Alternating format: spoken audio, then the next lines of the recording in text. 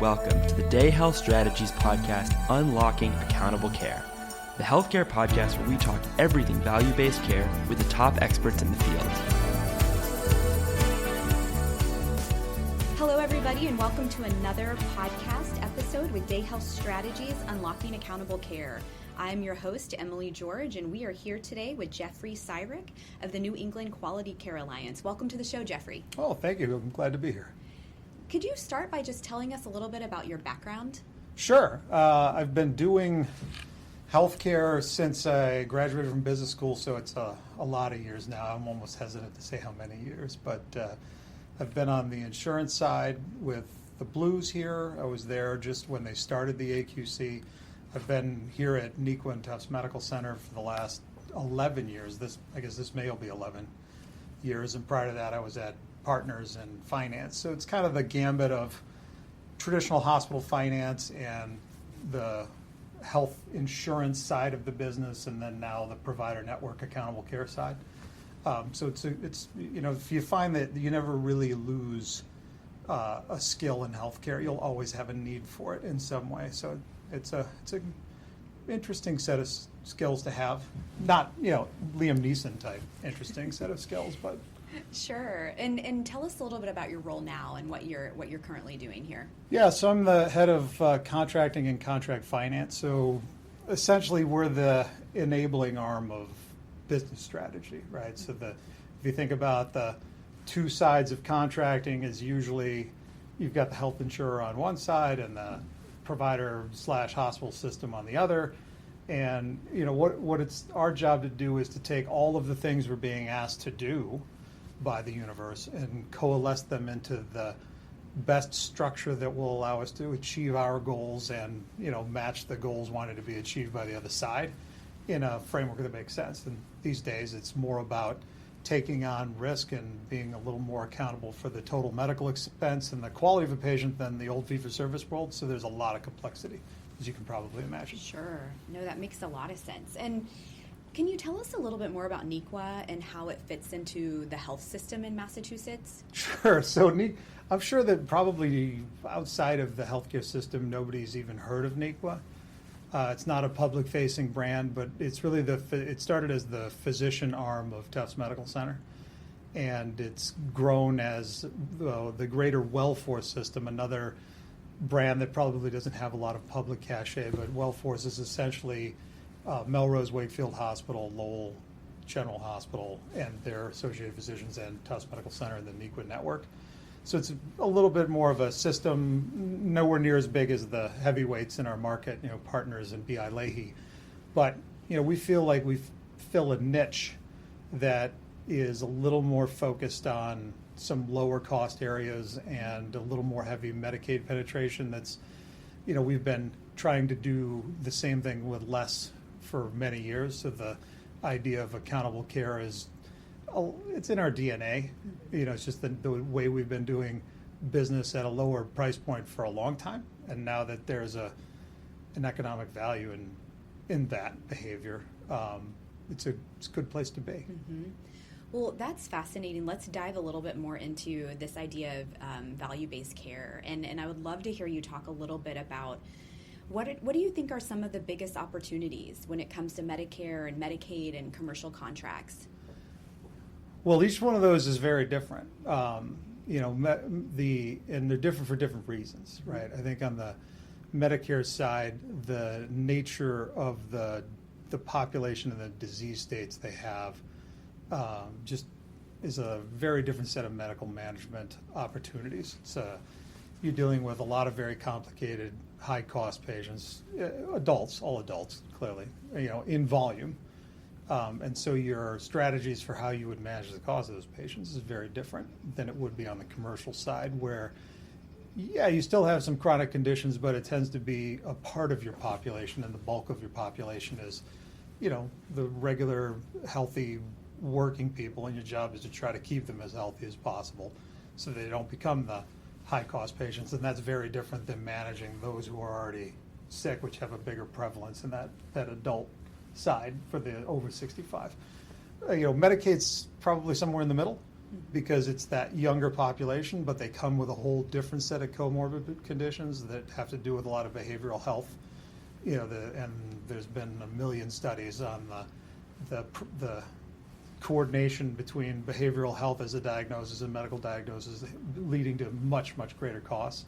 And so if you can manage the person, and they're essentially, if I quote, I think it was the New Zealand health system, you're not managing health costs, you're managing people's lives, right? That's really what the Medicaid world is about, is making sure people just have the basics, and it probably will lead to your best outcomes. And that is a totally different set of things that's just kind of coalescing here in Mass. It's been a very, as you can imagine, the Mass health system, very fragmented. But the new ACO experiment that we're in with the Commonwealth, where they got a waiver, is trying to put a little more systemness back into the healthcare system for the folks that are in that bucket, so that we can provide them a better, if you think about it as a product, a better product and service than they've been getting. And I think it's working. The results are certainly people are being asked to participate in the healthcare system more than they used to be, and for their own good, and they seem to be incredibly grateful that somebody's out there looking out for them, as opposed to just ignoring them. And even if that leads to short-term expenses, it's probably more beneficial in the long term, because you're going to be, if you're taking risk across that whole population, and they're going to be attached to you as a physician. It doesn't matter what company they work for, if they're in Mass Health and fortunate enough to get off the rolls and get a job. Eventually, they're going to be old enough that they're going to be on Medicare, and at some point, you're going to be, if you're at risk across the board, you're going to have their care the whole way. So if you think about it holistically, it's just a better way to practice. What lies ahead for ACOs in the future across the state of Massachusetts? Well, we're early in the process. I mean, I think the biggest problem is that there's a question around the state and trying to guess what the future holds in setting budgets, with all the political realities there are around, healthcare spend and what is actually happening that we're still trying to figure out. It would appear from the early returns that the entire ACO system is pretty heavily underwater, which means I don't think we've quite got it right, because it would, be hard pressed to say that, we take the position that we guessed the budget right and everybody's just terrible at management, right? I think the truth is there certainly is a lot of improvement that could be made, but in no way are the actual results reflective of, what is, I think, happening on the ground as a real number. I mean, I don't know if as far as 2Q19, the entire Model A suite is like $160 million in the red, which is just a staggering sum of money through 2 quarters. That's just more of a missed guess in terms of expenses. Like, we believe trend is going to be this and pharmacy costs are going to be that, and it turns out that it's way more than that. And it's not really an expense driver. It's we misguessed on revenue, but understanding the realities that the revenue is a function of the state budget, and everybody's got a stake in getting it right, because otherwise the health system will just implode, and then this experiment will go away. I don't think we want that. I think there's a better way to do this. Yeah, what ideas do you have about solutions for that? Well, I think a lot of the issue is better communication between us and the state, in a way that's more 2 ways, right? As opposed to, these are the realities of our budget situation, and this is all the money you're going to get. Healthcare system, which is, it's kind of felt a little bit that way, and I get it. Like, nobody's, there's no axe to grind there. It's more of, I get the reality of dealing with, but at the end of the day, that's putting the burden on the system. Just is you're just changing who's paying the bill, right? You're moving from what would be essentially a taxpayer solution, hard politically, to, well, it's not really our problem anymore, but then the healthcare system just has to get more expensive somewhere else to cover its own costs. If you're going to lose money over there, unless everybody's going to take a pay cut. But I don't know. There's nobody has a magic bullet for it. I think if you forget the macro level problem that everybody's looking at, you just focus on what are the incremental interventions that are going on. There's been a lot of progress there. Mm-hmm. We're rebuilding the connection of the medical and the mental health system from scratch. I don't think it's any secret that was basically completely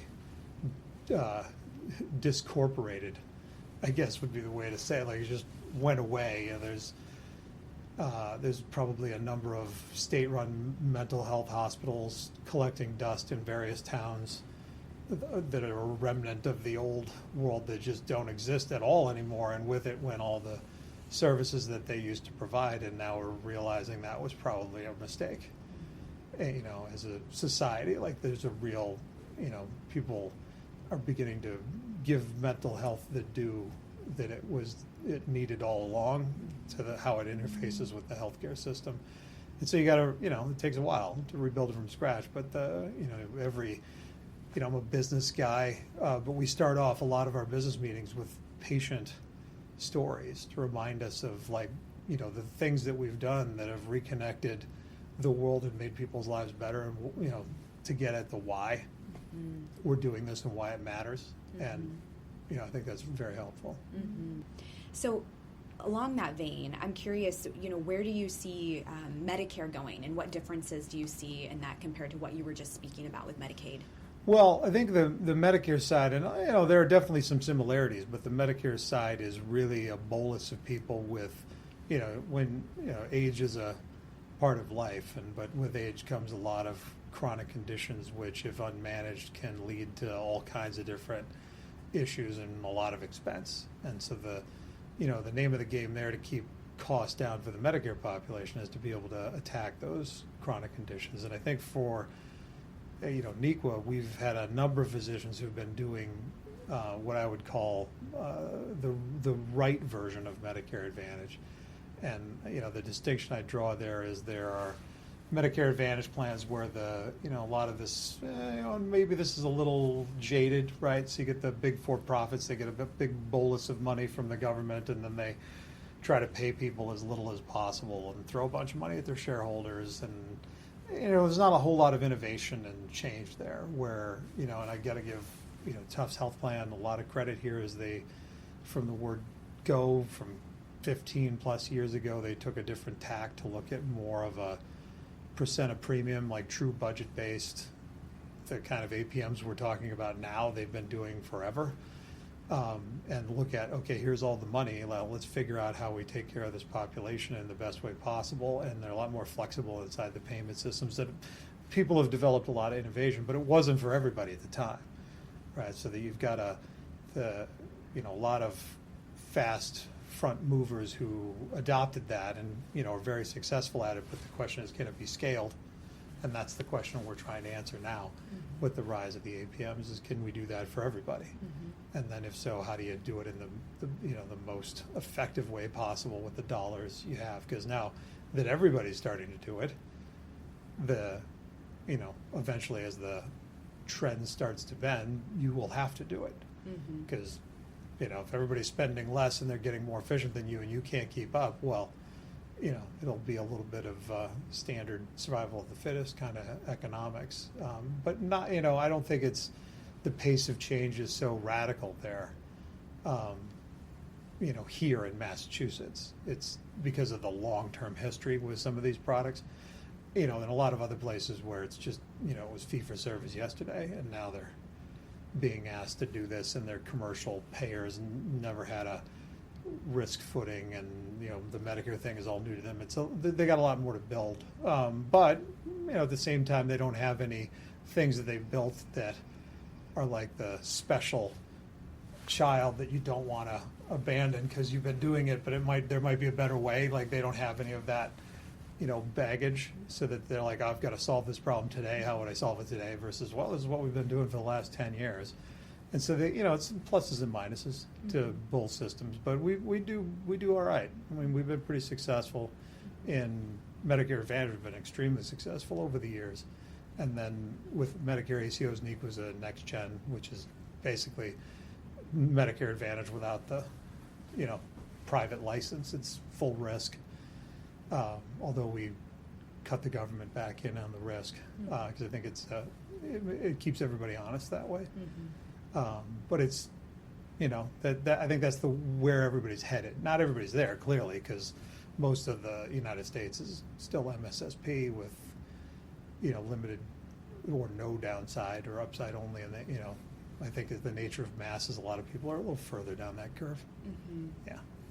So switching gears a little bit, can you discuss a bit about the future of commercial contracts within this alternate payment model adoption? Well, yeah. So commercial's really interesting because it's there's a tale of two worlds there, right? So you've got the fully insured world, which I would say tends to, especially in mass, has been doing a lot of the risk things that the current government programs are just starting to do. And we've been doing it for 20 years, just starting. It's still been a couple of years since they started, but they've been in that framework. All three big health plans have dealt with risk models in their lives. But I think the interesting thing is with Blue Cross and the AQC, they expanded it into the self-insured world, and self-insured accounts and ERISA accounts have kind of, they just have been outside the system. Right, for this risk thing, they look at claims costs and administrative costs. Like where can I get, I'm going to just cover my own employees, and I want to get the best price point for my own employees. And it's not so much about a different way yet for them. They've been more traditional fee-for-servicists and looking for the best economic trades, right? And I think they've been dragged into the world of APMs a little bit, and I think we owe Blue Cross a lot for that, to get them to realize no, there are reasons why you'd want to pay for quality and efficiency that have nothing to do with claims, because the overall claims costs should moderate or go down. I mean, is the theory being proven out? Has it worked out that way for them in all of Massachusetts? Maybe not. Right. I mean, the public data would say that, the most expensive systems continue to grow, and the lower cost systems, at their expense. So the market forces would say otherwise.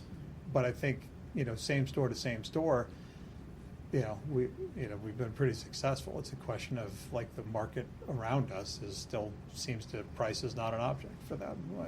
The verdict's still out on that. Economies, of course, super successful, so you usually find out how people care about things in a down economy versus an expanding economy. So we'll see. I mean, those are cyclical. It'll happen again. It's just, but I think in terms of a general framework, if you're going to operate in a population health way, albeit slightly different things that you're working on to keep the populations going for Medicare and Medicaid, well, that's more than 50% of everybody's business. Well, certainly more than 50% of ours. So that if you're going to work that way for half your business, and then the commercial side, you got half again. The fully insured side is definitely in that bucket for the most part. Well, now it's 3/4 of your business. Nobody's going to run a business totally differently for 1/4 of their business than they do for 3/4 of their business. So it's a question of, okay, well, you got to drag those last remaining people into your world, and because it's just the way you do business now, as opposed to back up a couple of years and it was still so much fee for service that you weren't going to change all of your processes. And now I think we're at that tipping point where everybody's starting to do that. And everybody's a little bit differently far along that curve. Well, this is so interesting, and I'm curious, like, what you would say then about that small percentage of the uninsured, and your thoughts about how do we deal with them, and what are some solutions in that regard? Wow. So that is really, I guess if I back up from the cold statistics, point of view, and a lot less, dehumanize it a bit. I mean, I don't know if you can get everyone, right? Like but in mass, we've done a pretty good job from a combination of things, from regulation on down to the way the system operates, of trying to gather everybody up in the system, and that you really are dealing with the fringes here, which is very different from a number of other places in the country. But I think you're at that point where, how much extra resource and capital do we want to really deploy to pick up that last 0.25%, where that same amount of money could be spent helping, I think, this is a theory, a much greater number of people inside the folks that are already there.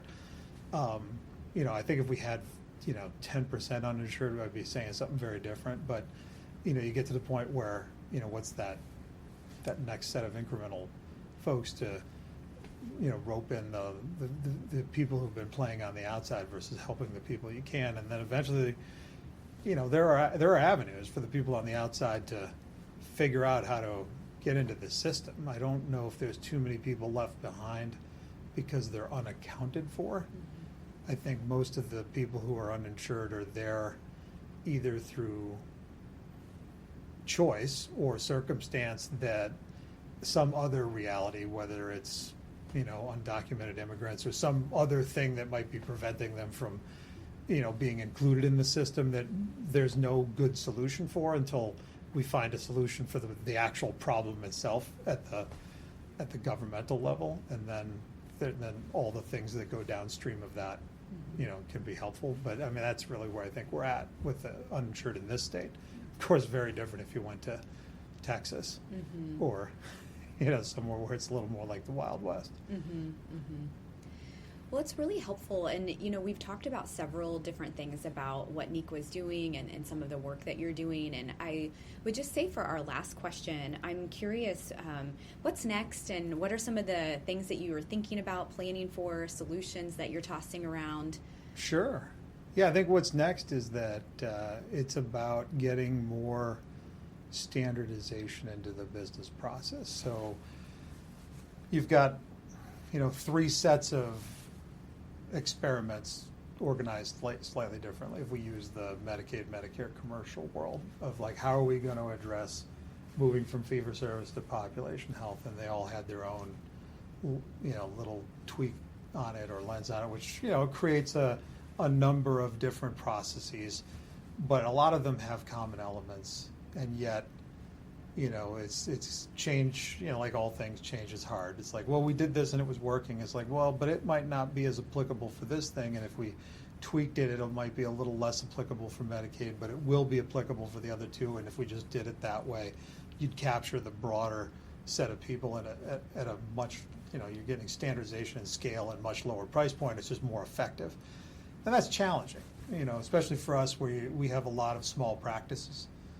It's not the big monolithic employed models, which, I'm not saying bad things. It's they have a different way of looking at it because they're, to them it's, it's a salary and resource expense versus a bunch of fragmented revenue and salary and resources expense across the, you're trying to steer a flotilla of ships as opposed to one ship with a lot of people on it.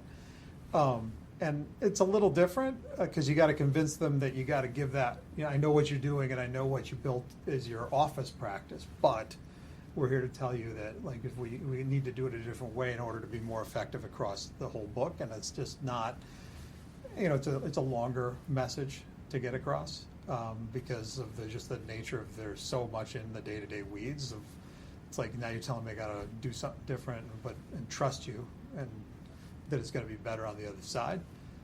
It's tougher to effectuate that, but I think we're coming along. Because that's the goal, is you want it repeatable. You want to find all of those interventions that are scalable and repeatable so that you can benefit the most people with the least amount of cost. That's the name of the game, right? Right. Wow, so helpful and so interesting just to hear a little bit more about the projects you're involved in and the way you see the future going and the different solutions that you guys have been thinking about. Is there anything else that you want to share before we close our podcast for today? It'll be interesting to see. I mean, I think everybody, wouldn't be the first person who said this. We'll see how the federal election goes to be the bellwether for whether we're going to do something different, and it could be either way, right? More expansive at the federal level, more coordinated, or more decentralized. And, I'm not, I guess time will tell, which one will have an effect. I think in Massachusetts we're a little bit insulated because the state will always be a partner in this and will find ways to, I think the population health is here to stay. I think it's the right thing to do. It makes sense on so many levels. It's just trying to get the barriers from the current system out of the way so that you can operate in the new world with more efficiency, and it'll take a while. I think there'll be a lot of inefficiency while we get there, which is unfortunate because usually inefficiency, doesn't play well in the annals of the regulator. Like but that's just the reality. You can't flip the switch and change the system overnight. But let's hope they stick with it at a moderate pace that can actually be adopted. I like to think of it as old school, Deming type, economics, just small incremental change over time, as opposed to just radically, reinventing things and then 2 years later radically reinventing it again. Sure. Yeah. So that's my story. I'm sticking to it. Good. Well, thank you so much for being on our show today, Jeffrey. You're very welcome. Happy to do it.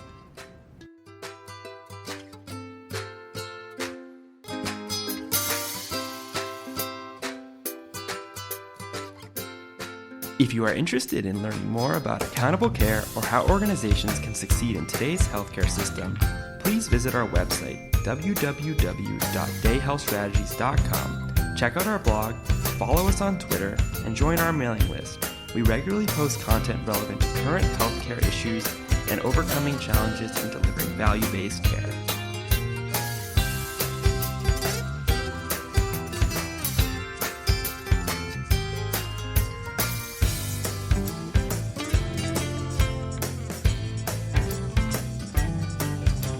Unlocking Accountable Care is a production of Day Health Strategies. Direction and editing by Max Blumenthal. Additional support and research by Emily Eibel and Nico Lehman. Our producer is Rosemarie Day. A special thanks to Purple Planet Music for the use of their songs.